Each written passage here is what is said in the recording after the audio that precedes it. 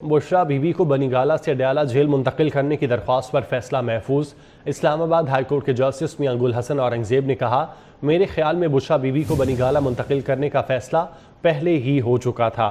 बात करते हैं हाशिर एहसन हमारे साथ मौजूद हैं। हाशिर, समाअत का अहवाल बताइएगा।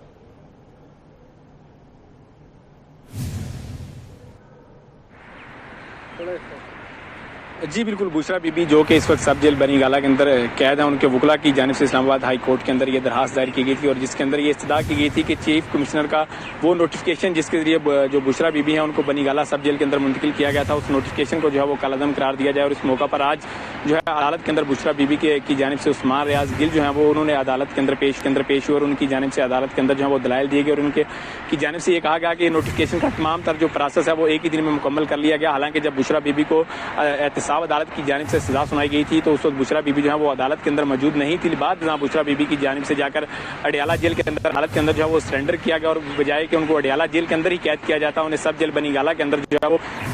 शिफ्ट कर दिया गया। और इस मौका पर जो है उनकी जानिब से अदालत के अंदर ये कहा गया कि इस मौका पर चीफ कमिश्नर की जानिब से जो है वो एक नोटिफिकेशन जारी किया गया था और उसी नोटिफिकेशन के जरिए ही जो है वो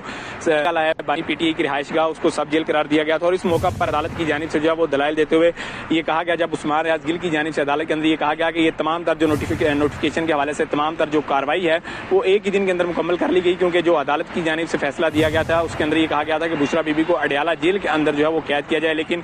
चंद ही घंटों के अंदर जो है ये नोटिफिकेशन जारी किया गया, जिस पर जो है जो जज जो कि इस केस की समाअत कर रहे थे उनकी जानिब से ये रिमार्क्स दिए गए कि क्या आपको नहीं लगता कि ये सब कुछ पहले से तय था कि जैसे ही बुशरा बीबी को सजा दी जाएगी तो उनको जो सब जेल बनीगाला है उसके अंदर मुंतकिल किया जाएगा। और यहाँ पर जो स्टेट काउंसिल है उनकी जानिब से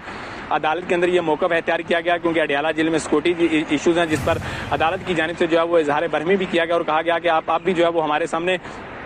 उज़र पेश करें और आपकी जानिब से यही कहा जा रहा है कि हम आइंदा भी जो है वो इस तरह करेंगे और अदालती अहकाम जो है वो उन पर अमल दरामद नहीं किया जाएगा। और इस मौके पर अदालत की जानिब से उन्हें 139 खवातीन का स्टेटस भी दरियाफ्त किया गया जो बुशरा बीबी के बाद जिनको सजा हुई और उनको जो है वो अडयाला जेल के अंदर कैद किया गया। और तमाम जो है वो दलाइल मुकम्मल होने के बाद जो जस्टिस मियां गुल हसन है उनकी जानिब से इस दरखास्त पर जो है वो फैसला महफूज कर लिया गया है। अब अदालत की जानिब से इस पर फैसला सुनाया जाएगा कि आया जो बुशरा बीबी की जानिब से दरखास्त दी गई थी अदालत के अंदर के चीफ कमिश्नर की जानिब से जो नोटिफिकेशन जारी किया गया है जिसमें बनीगाला को सब जेल करार दिया गया है, वो नोटिफिकेशन जो है वो अदालत की जानिब से बहाल रखा जाता है या अदालत की जानिब से जो है वो नोटिफिकेशन जो है वो मुअत्तल कर दिया जाता है, क्योंकि बुशरा बीबी की जानिब से जब ये दरखास्त दी गई थी उनकी जानिब से ये मौका एख्तियार किया गया है कि चीफ कमिश्नर का जो नोटिफिकेशन है अडयाला जो बनीगाला है सब जेल करार देने के हवाले से वो नोटिफिकेशन जो है वो मुअत्तल किया जाए और बुशरा बीबी जो है उनको कैद के लिए अडयाला जेल के अंदर जो है वो कैद किया जाए। इसके साथ साथ अदालत की जानिब से आज की समाअत के अंदर ये भी कहा गया कि जो बनीगाला है वो बानी पीटीआई की रिहाइशगाह है, तो अदालत की जानिब से ये भी कहा गया कि कैसे एक जो कैदी है उसकी इजाजत के बगैर जो है वो दूसरे कैदी के लिए